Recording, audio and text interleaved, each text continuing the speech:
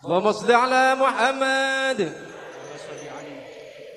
يا نبي سلام عليك يا رسول سلام عليك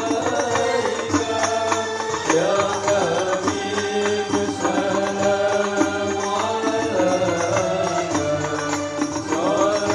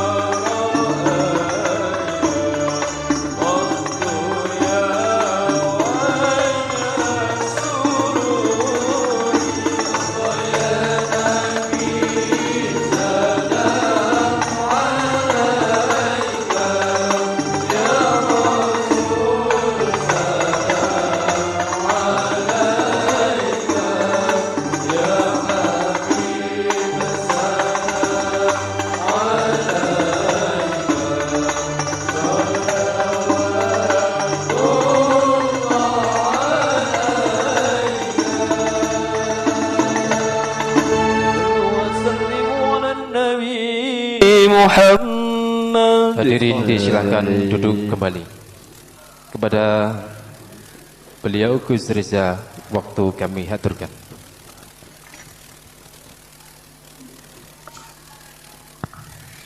Assalamualaikum warahmatullahi wabarakatuh. Bismillah, alhamdulillah, wassalatu wassalamu ala rasulillah wa ala alihi wa sahbihi wa mawalah. Allahumma syrah li sadri wa yassir li amri wa hlul uqdatam min lisani yafqahu qawli, amma ba'du. Hadratal muhtaramin ulama anal a'izza, para kiai, para alim ulama, para sesepuh, para bini sepuh, para ibu nyai, dumateng panjenenganipun Bapak Camat ingkang kawula mulyakaken, panjenenganipun Ibu nyuwun pangapunten, matur suwun rawuhipun Bu Camat ingkang kawula mulyakaken, Bapak Sopingi niki mesti lanang lek niki, Kepala Dinas ingkang kawula mulyakaken, ugi Bapak Kapolsek, Bapak Dan Ramil ingkang kawula mulyakaken, sedaya pejabat pemerintah TNI, Polri maupun sipil, para dewan guru, para hadirin hadirat ingkang dipun mulyakaken Allah Subhanahu wa taala. Alhamdulillah wonten ing dalem enjing menika setengah siang kita sami-sami saged kempal wonten ing dalem menika majelis silaturahmi, saged kempal wonten ing dalem menika majelis muwajahah. Mugi barokahipun kempal menika saged dadosaken ukhuwah kita semakin kuat, semakin erat, karena al-ukhuwah sababul quwwah. Wonten setunggalipun pepatah Arab dawuh al-ukhuwah sababul quwwah. Kebersamaan, persatuan itu adalah sebab daripada kekuatan. Menawi kita bersatu teguh, bercerai kita runtuh. Para bapak dan ibu sekalian ingkang kawula mulyakaken, kawula ngucapaken matur suwun sanget dumateng panjenengan sedaya ingkang sampun bibinau ngidik-ngidik para generasi bangsa, syababunal yaum rijalunal ghad, Syababunal yaum rijalunal ghad. Pemuda-pemuda kita saat ini itu adalah pemimpin-pemimpin kita masa depan. Panjenengan sampun paring tarbiyah, panjenengan sampun paring taklim, sehingga bisa dipastikan pace untuk 20 tahun lagi kita akan memiliki pemimpin-pemimpin yang terdidik, pemimpin-pemimpin yang memiliki moral, pemimpin-pemimpin yang adil dan serta amanah. Amin. I'lam dawuhipun Hadratus Syekh Simbah Kiai Hasyim Asy'ari wonten tenggone kitabipun Adabul Alim wal Muta'allim. Paring dawuh dateng segenap para guru. Ngeten dawuhipun. I'lam anna ta'lim min ahammi umuriddin wa a'la darajatil mu'minin. I'lam ngertiya sapa sira kabeh anna ta'lima ing temen setuhune mulang iku min ahammi umuriddin, setengah saking penting-pentinge pira-pira perkarane agama. Wa a'la darajatil mukminin, lan luweh luhur-luhure pira-pira derajate pira-pira wong mukmin.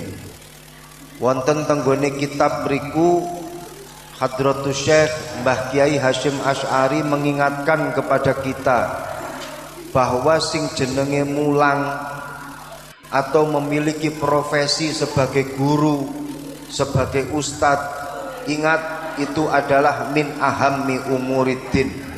Itu adalah penting-pentingnya permasalahan agama. Wa a'la darajatil mukminin, dan tinggi-tingginya derajat orang-orang yang mukmin. Sinten niku para guru, para ustadz. Yang pertama, kenapa dikatakan min ahammi umuriddin? Kenapa dikatakan termasuk bagian daripada penting-pentingnya permasalahan agama? Barokahipun jenengan para guru, panjenengan menghidupkan manusia yang sudah mati, walaupun toh hakikatnya itu masih hidup, kelihatannya masih hidup, tapi panjenengan telah menghidupkan menjadi manusia yang betul-betul hidup. Wonten tenggone pepatah di beberapa negara maju mengatakan bahwa yang namanya education is life, yang namanya pendidikan itu adalah kehidupan. Artinya semuanya kehidupan di sendi-sendi bangsa dan negara ini tergantung kepada pendidikan. Lek pendidikane urip berarti bisa menghidupi rakyatnya. Lek pendidikannya mutunya bagus berarti mutu hidup masyarakatnya itu pun juga bagus. Kados tenggone Singapura para rawuh. Singapura itu punya satu prinsip, education is life. Yang namanya pendidikan itu adalah kehidupan.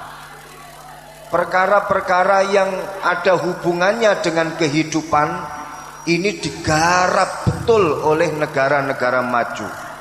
Betul-betul dihimbau agar seluruh rakyat dan masyarakatnya itu belajar dan belajar, terciptalah satu generasi yang betul-betul berpendidikan. Tenggone Singapura niku yo perkara sing sifate kalih kehidupan niku larang regane.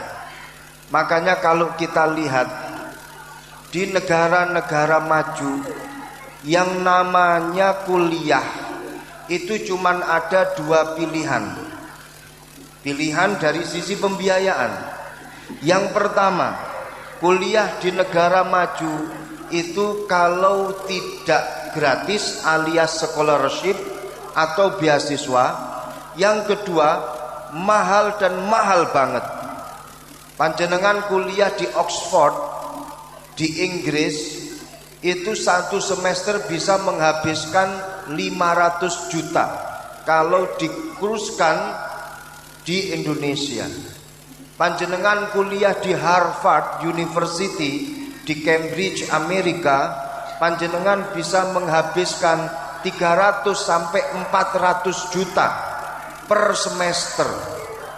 Itu belum living cost-nya, belum kos-kosannya, belum makannya. Makanya sering kita dengar kalau di negara-negara Eropa atau Amerika, para pelajar dari Indonesia itu banyak yang melakukan kerja paruh waktu. Mereka mungkin menjadi pengajar, les-lesan, mereka menjadi pencuci piring, cleaning service, atau menjadi waitress, menjadi pelayan di restoran. Itu mereka kerjakan karena apa? Karena untuk menyambung hidup, living cost di sana cukuplah mahal. Pilihannya cuma dua di negara maju. Yang pertama scholarship, beasiswa. Kalau tidak dapat beasiswa, ajur. Dia akan mendapatkan SPP yang besar di setiap semesternya. Alhamdulillah S1, S2, S3 saya semuanya beasiswa. Jenengan tepuk tangannya telat karena sudah saya selesaikan semuanya. Telat. Alhamdulillah S1 saya di Yaman, Al-Ahqaf University gratis. Makan gratis, kuliah juga gratis. Alhamdulillah. S2 saya di Pakistan bayar didik tapi separuh ini dapat beasiswa. Saya ambil S2 di UGM, alhamdulillah, di Center for Religious and Cross Cultural Studies, gabungan program antara UGM dengan Harvard University dan beberapa universitas yang lainnya. Itu pun juga alhamdulillah S2 dapat beasiswa dari Australia gratis. S3 di UIN Sunan Ampel, alhamdulillah masuk program 5.000 doktor, matur suwun Pak Jokowi, gratis kuliah sampai selesai. Ini kalau kita bicara masalah pendidikan di luar sana, kalau nggak dapat scholarship atau tidak mendapatkan beasiswa, ya itu pilihannya tinggal satu. Kalau pengen terus, bayarnya mahal dan sangat-sangat mahal. Kenapa? Memiliki satu kesadaran bahwa yang namanya pendidikan itu adalah kehidupan. Artinya orang kalau tidak ada pendidikan, dia nggak hidup. Artinya orang kalau tidak ada ilmu, dia tidak akan hidup. Perkara yang ada kaitannya dengan hidup itu mahal kalau di luar sana. Harga helm di Singapura itu mahalnya berlipat-lipat ganda bila dibandingkan dengan harga helm di Indonesia. Nyuwun sewu Pak Polisi, niku leres. Ketika saya tanya kenapa harga helm di Singapura itu mahal, karena helm itu kaitannya dengan kehidupan. Orang kalau nggak pakai helm kecelakaan mati, tapi kalau dia pakai helm masih bisa selamat. Hidup itu mahal dan yang namanya helm itu piranti kehidupan. Makanya yang namanya helm karena penyebab kehidupan seseorang, ketika kecelakaan dia bisa selamat, harga kehidupan mahal, harga helm itu pun juga mahal. Ini karena kaitannya dengan kehidupan. Loh, yang namanya pendidikan itu pun juga kaitannya dengan kehidupan. Orang yang bodoh itu dikatakan sebagai orang yang mati. Ini menurut mereka-mereka pakar pendidikan di negara-negara maju. Tapi perlu diingat, jauh sebelumnya, ini bukan berarti kecap nomor 1, tapi betul-betul di lingkungan pondok pesantren, di dalam kitab Ta'limul Muta'allim kalangan Imam Az-Zarnuji, jauh sebelumnya ratusan tahun yang lalu sudah disebutkan bahwa al-jahil kal mayyit fa innahu mayyitun qabla mautihi. Napa artine? Al jahilu utawi wong kang bodoh iku mayitun mayit. Sing jenenge wong goblok kuwi wis dadi mayit. Qabla mautihi, sebelum datang kematiannya. Fa innahu mayitun, maka sesungguhnya dia adalah seorang mayit. Fa innahu mayitun qabla mautihi. Sadurunge dadi mayit, dia sendiri itu sudah menjadi mayit. Jadi dalam istilah pendidikan, orang itu akan mati 2 kali. Kalau dia bodoh, yang pertama dia mati sebelum ajal menjemputnya, yang kedua dia mati ketika ajal telah menjemputnya. Tapi kalau orang itu memiliki ilmu, maka dia di dunia hanya mati 1 kali, yaitu ketika ajal menjemputnya. Alasannya logis, dan itu sama dengan negara-negara maju mengatakan bahwa karena orang yang tidak memiliki ilmu, yang tidak berpendidikan, uripe ora enek faidahe, dinggo awake dhewe ya ora maedahi, dinggo wong liya malah nglarakne wong liya. Maka sebaiknya kalau menurut mereka orang yang semacam ini mati saja lebih baik daripada dia hidup. Lah urip gawe goro-goro terus. Lah urip nyusahne koncone. Urip nyusahne wong liya. Maka sebaiknya mati saja, ini lebih baik daripada dia hidup. Fa innahu mayyitun qabla mautihi. Maka panjenengan memiliki peran yang luar biasa, kontribusi yang luar biasa. Tidak hanya sekedar memberikan ilmu kepada para siswa, para generasi bangsa, tapi lebih dari itu, ahammi umuriddin, penting-pentingnya permasalahan agama, panjenengan menghidupkan orang yang hampir mati. Mereka tidak jadi mati, hidup kembali karena panjenengan telah mentransformasikan ilmu kepada mereka. Tepuk tangan untuk panjenengan semuanya. Min ahammi umuriddin, termasuk penting-pentingnya permasalahan agama. Ngajar, mulang. Kenapa dikatakan min ahammi umuriddin? Yang pertama tadi saya sebutkan, karena panjenengan menghidupkan orang yang hampir punah bisa hidup kembali. Kemudian yang kedua, panjenengan telah memakmurkan negara kita, memakmurkan buminya Allah melalui ilmu yang telah panjenengan berikan kepada generasi bangsa. Kenapa semacam itu? Tugas kita sebagai manusia itu kan sebagai khalifah.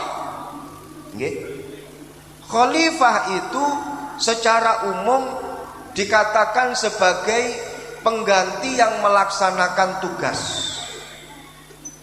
Allah niku ndadosaken menungso sebagai khalifah. Inni ja'ilun fil ardi khalifah. Tugas daripada khalifah itu adalah huwa ansha'akum minal ardi wasta'marakum fiha. Allah Subhanahu wa ta'ala menciptakan kita ini dari tanah liat. Kemudian Allah ini menghidupkan kita di atas tanah liat. Maka ketika kita hidup di atas tanah, berdiri di atas tanah, dan dari tanah itu kita diciptakan, tugas kita yang sesungguhnya adalah memakmurkan tanah yang kita injak ini. Dan tanah yang kita injak ini adalah asal daripada kita diadakan oleh Allah Subhanahu wa ta'ala. Bagaimana cara membangunnya? Tidak ada pilihan dalam membangun tanah yang kita injak, dalam membangun bumi di mana kita hidup. Pilihan menghidupinya tiada lain adalah dengan ilmu. Dengan ilmu. Bagaimana kita bisa menghidupkan dunia, memakmurkan dunia kalau kita tidak memiliki ilmu? Itu sama saja kita merusak dunia kalau kita hidup di dunia tanpa ilmu. Makanya dikatakan la tufsidu fil ardi ba'da islahiha. Ojo mbok rusak bumi kuwi, ojo mbok rusak donya kuwi. Sakwise wis diapiki karo pangeran, ojo dirusak-rusak. Bagaimana cara mengislahkan bumi, memakmurkan bumi? Pilihannya tiada lain adalah dengan ilmu.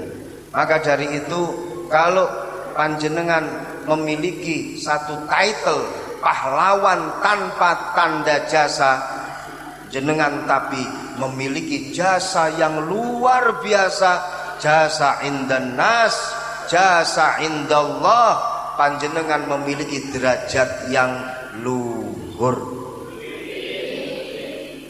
Yang kedua, min ahammi umuriddin wa a'la darajatil mu'minin. Derajat sing luhur itu adalah orang-orang yang mentransformasikan ilmu kepada anak-anak didiknya. Sampai-sampai Allah Subhanahu wa taala dawuh yarfa'illahu alladhina amanu minkum walladhina utul ilma darajat. Allah niku ngangkat derajate wong sing mukmin siji. Terus Allah niku ngangkat derajate walladhina utul ilma darajat. Wong sing diparingi ilmu karo Gusti Allah, wong loro kuwi kalih Gusti Allah diangkat derajate. Pripun? Yarfa'illahu alladhina amanu minkum walladhina utul ilma darajat. Loro, siji beriman, siji berilmu. Diangkat derajate karo Gusti Allah. Cuman sing diangkat derajate kalih Gusti Allah ini adalah man alima wa ya'mal bi ilmihi. Niki penafsirane. Bukan hanya mereka yang punya ilmu tapi tidak mengamalkan ilmunya. Catatan. Sing diangkat derajate karo Gusti Allah.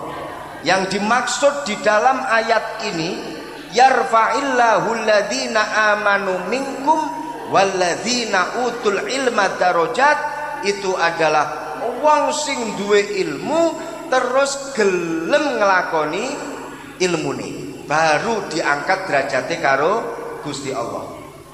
Kalau dia punya ilmu tapi gak nglakoni ilmune, dledek derajate. Lho estu ada satu hadis, Masya Allah, sangat-sangat dahsyat dalam rangka mengingatkan kepada kita. Ngeten, man alima walam ya'lam walam ya'mal bi ilmihi fa'uqiba qabla ubadil ausan au kama qala Rasulullah sallallahu alaihi wasallam. Artinya nopo? Barang siapa yang punya ilmu tapi dia tidak mengamalkan ilmunya, kelak nanti tenggone akhirat disiksa karo Gusti Allah sadurunge Gusti Allah menyiksa para penyembah berhala. Krana napa? Wong lek duwe ilmu gak ngamalke ilmune niku luwih bahaya daripada wong bodoh sing ora duwe ilmu. Soale nopo? Orang duwe ilmune arepe nglarani menungso. Orang duwe ilmune arepe nglarakne kancane. Sing dilakoni karena kebodohannya. Tapi lek duwe ilmu terus dia tidak mengamalkan ilmunya, dia memiliki strategi yang ilmiah. Dia memiliki metode yang rasionalis. Mereka memiliki sistem-sistem yang terkonsep secara rapi. karena dia telah memiliki ilmunya. Wong bodoh ora konsep-konsepan. Wong bodoh ora enek metode-metodean. Artine metode wae ora ngerti. Wong bodoh gak duwe strategi. Gimana dia mau berstrategi? Arti strategi saja dia nggak tahu. Tapi kalau orang punya ilmu, dia mau memelencengkan ilmunya dan tidak mengamalkan ilmunya, dia punya strategi, dia punya konsep, dan dia punya metode. Makanya waspadalah dengan ilmu yang panjenengan miliki. Panjenengan punya kewajiban untuk mengamalkan ilmu yang panjenengan miliki. Para rawuh, ayo sami nderek kados napa sing dilampahi kalih Imam Abu Hanifah. Imam Abu Hanifah niku pernah dicurhati kalih wali murid. Wali murid niku sowan dateng Imam Abu Hanifah Ibu Jamat, matur ngeten, Bu. Kiai atau guru, saya ini wali murid. Anak saya ini mondok dan sekolah di tempat panjenengan. Tapi anak saya ini greget nih, Kiai. Loh kenapa lo, Bu? Anak saya ini boros. Karena kalau makan senengannya makan daging. Kalau minumnya itu minum susu, kopi rapopo. Kalau minum sukanya itu minum susu. Kalau nyemil itu senengannya cemilannya itu keju. Pelajar lek modele kaya ngene iki, wong tua sebagai wali murid keok-keok, nggih napa mboten? Ini dikomplain, Bu Yaon jenengan itu bilangin ya anak saya ini, jenengan bilangin, jenengan sebagai kiainya, jenengan sebagai gurunya. Lek kula sebagai wong tuane kadang gak mempan, tapi lek gurune sing ngomong, insya Allah mempan. Makanya jenengan omongi supados irit, hemat. Lek mangan ora dadak muluk-muluk sing kados ngoten niku. Mangane dadak daging, nyemile keju, ngombene kudu. Napa jawabane Imam Abu Hanifah? Bu, sekawan dasa dinten malih mriki nggih. Sekawan dasa dinten malih pengajian malih nggih. Ini Imam Abu Hanifah sing ngomong. Diparingi waktu 40 dina kon balik maneh. Setelah 40 hari, ibu-ibu ini datang kepada Imam Abu Hanifah. Pun kula balik malih wis genep 40 dina. Pripun anak kula? Pun wonten perubahan apa dereng? Anak jenengan badhe kula timbali. Lah dalah tibane 40 dina niku jenengan dereng napa-napa to? Biasa wali murid zaman milenial. Tibane jenengan niku dereng napa-napane anak kula. Dereng, Bu. Mari kita panggil bersama-sama. Nak kesini nak, engkau kesini nak. Akhirnya setelah 40 hari Imam Abu Hanifah baru memanggil dan mengatakan, lek mangan ojo sering-sering mangan daging. Lek ngombe ya ojo kudu susu to, lek nyemil sing biasa wae, ojo dadak kudu keju. Hemat yo le yo. Nggih Kiai. Irit yo le yo. Nggih Kiai. Wis bali ana nggone pondok, ibuke ndoblong. Pun mboten tok. Sampun to. Manut anak kula nggih. Njenengan tingali sendiri manut tok. Cuman sing dadi unek-unek kula Pak Kiai Imam Abu Hanifah Nyapa ngono wae dadak nunggu 40 dina. Mbok ya oleh pas kula sowan tenggone sing jenengan tuturi lek beres. Ngono dadak kon nunggu 40 dina. Dijawab kali Imam Abu Hanifah, kula niki soalé nggih seneng daging.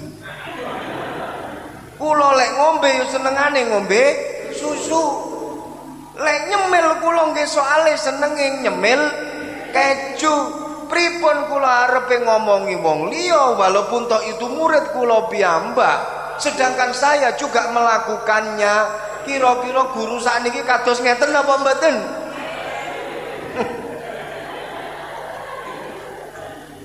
Imam Abu Hanifah. Jadi ilmu yang beliau miliki itu diamalkan oleh Imam Abu Hanifah. Itulah yang menjadikan ilmu kita ini berkah. Itulah yang menjadikan kita ini bisa berwibawa. Itulah yang menjadikan kita ini haibah di depan murid-murid kita, di depan anak didik kita, karena kita juga mengamalkan ilmu yang kita miliki. Para rawuh hadirin hadirat ingkang dipun mulyakaken Allah Subhanahu wa taala. Dalam bahasa kita, guru itu adalah wong sing digugulan ditiru. Iki pun luar biasa. Luar biasa. Di dalam bahasa Arab, dalam transformasi keilmuan itu ada 3 macam.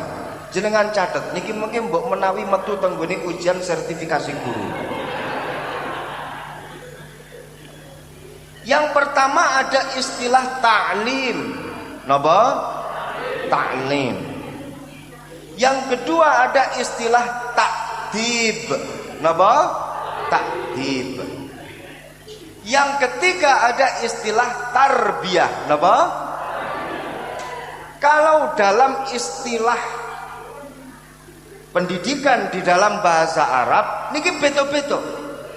Ta'lim itu adalah transformasi keilmuan atau transformation of knowledge secara ansih. Ini namanya adalah ta'lim. Ta'dib ini adalah pelajaran moral, di mana panjenengan membenahi adab moral anak didik. Ini namanya adalah ta'dib. Sedangkan tarbiyah itu adalah pendidikan dari sisi haliyahnya, tingkah lakunya sampai dia menjadi orang beneran. Itu adalah tarbiyah. Beda. Taklim, ta'dib dengan tarbiyah. Pendidikan di dalam konsep yang kita miliki, yang mana pendidik kemudian dikatakan sebagai guru, digugulan, ditiru, itu memasukkan ketiga-tiganya. Taklim, ta'dib dan tarbiyah. Sehingga sebagai seorang guru yang semestinya guru tenanan, digugulan, ditiru, dia tidak hanya mentransformasikan ilmu, dia tidak hanya mentransformasikan knowledge, pengetahuan, insight, tidak. Ada ta'dib, ada tarbiyah. Mari kita bersama-sama kembali kepada asal istilah guru, digugulan, ditiru. Jangan hanya berhenti pada taklim. Ini kebanyakan semacam itu. Nyuwun pangapunten. Kalau di luaran sana, walaupun toh di sana itu yang namanya pendidikan itu mahal, kalau tidak mendapatkan beasiswa, tapi kebanyakan di sana hanya berhenti pada taklim, hanya berhenti pada transformation of knowledge. Sudah cukup di situ. Sehingga what happened in this class, let's stay in this class. Paham? Paham betul? Sehingga apa yang terjadi di dalam kelas, biarlah itu tetap terjadi di dalam kelas. And what you do outside, that's not my business, kata seorang guru di sana seperti itu. Dan apa yang kau lakukan di luar sana, di luar kelas, itu bukan urusan saya. Taklim. Sehingga nyuwun sewu, kalau di sana kita banyak menyaksikan bagaimana seorang guru di luar tidak peduli dengan muridnya. Karena apa yang kau lakukan di luar kelas, that's not my own business. Karena apa yang kau lakukan di luar kelas itu bukan permasalahan saya. Saya dibayar hanya di dalam kelas. Saya tidak dibayar untuk permasalahan di luar kelas. Ini kita mriko. Nggih, teng mriko. Makane akeh sing gendaan karo gurune iki akeh teng mriko. Lho estu niku. Estu. My teacher is my love. Guruku adalah idamanku. Kisah cinta bersama seorang guru.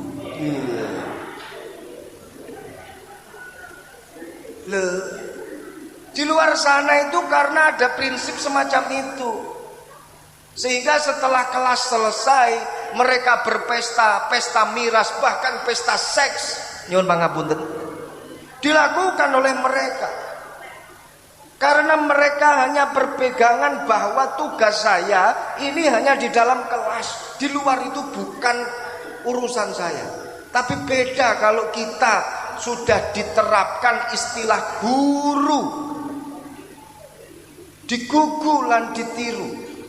Jobo jero digugu lan ditiru. Jero digugu ya ditiru, jobo digugu ya ditiru. Ini yang luar biasanya bagi kita semuanya, satu budaya yang luar biasa. Makanya jenengan harus bisa menerapkan 3 hal ini sebagai seorang guru. Jangan berhenti di taklim. Panjenengan punya kewajiban takdib. Panjenengan punya kewajiban tarbiyah. Walaupun toh memang gajine nggih sesuai karo jam ngajare. Gajine sesuai karo jam ngantore. Nang jopo kantor pancen gak digaji, tapi secara ruhaniyah ada keterikatan antara seorang guru dengan murid, baik di luar ataupun di dalam kelas. Nggih napa nggih? Nggih napa nggih? Jenengan lek nemoni murite tenggone njaba morat marit pacakane, kira-kira jenengan arepe ngaru-ngarui napa mboten utawa arepe nyeneni napa mboten? Nyeneni. Lek tenggone mriko mboten. Dijarne. Dudu urusanku kuwi njaba kelas. Alhamdulillah. Alhamdulillah mila tradisi singkat dos mekaten tetap kita lanjutkan sebagai seorang guru dengan memiliki 3 kewajiban: taklim, takdib dan tarbiyah. Para rawuh Isra Mi'raj niki mau dereng masuk tema lho nggih.